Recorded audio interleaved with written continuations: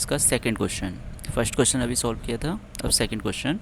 Determine the AP whose third term is 16 and seventh term exceeds the fifth term by 12। अब यहाँ पे direct हमें ए और D तो दिया नहीं है। एपी अगर हमें निकालनी है, किसी कोई सी भी एपी हो, अगर हमें फर्स्ट टर्म और डी दो चीज़ें पता चल जाएँ तो सब कुछ पता चल जाता है। एपी निकालना है, बस ये दो चीज़ें हमें पता चल जाएँ तो सब कुछ बहुत आसानी से सॉल्व हो जाएगा। ठीक है, तो अब कोशिश वही रहेगी कि हम ए और डी निकालें, जो चीज़ें गिवन है उसी की हेल्प से निकालना है। जो शुरुआत करते हैं। अब इसमें हमें जो गिवन है वो क्या है कि थर्ड टर्म 16 है, वो हमने नोट कर लिया, A3 = 16।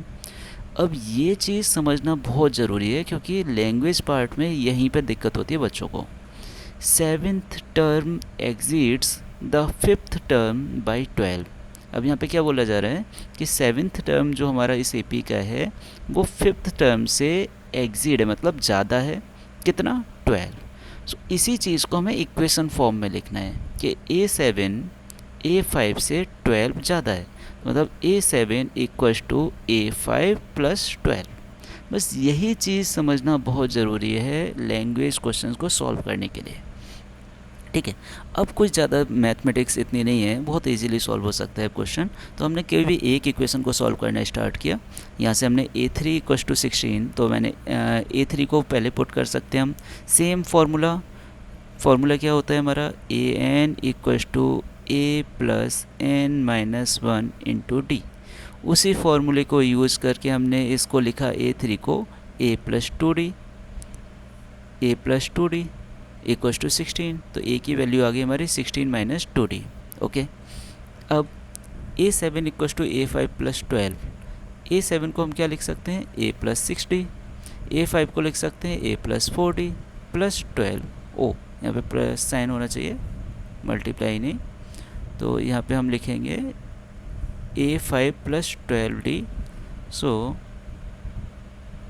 A5 + 12, A5 की वैल्यू होगी हमारी A + 4D + 12। ओके, नाउ अब क्या होगा, ए टर्म्स एक साथ लेके आओ, डी के टर्म्स हमने एक साथ ले लिए, ए के टर्म्स एक साइड में भेज दिए। तो 6D इधर था, 4D ट्रांसफ़र हुआ, माइनस का हो गया। A + 12 ऑलरेडी था, ए इधर से पहुंचा तो माइनस का हो गया। ये प्लस का ए माइनस का ए दोनों कैंसिल आउट, बचा क्या हमारा 6D - 4D 2D = 12। तो D की वैल्यू आ गई हमारी 6।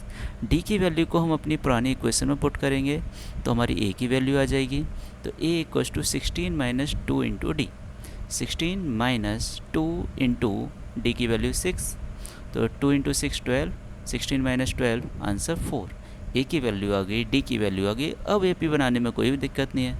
एपी का हमारा फर्स्ट टर्म 4, उससे आगे वाला टर्म +6, 10 + 6, 16 + 6, 22 + 6, 28 + 6, 34। ऐसे आगे हमारा पूरी एपी जितने टर्म्स चाहो उतने बना सकते हो। Okay, thank you.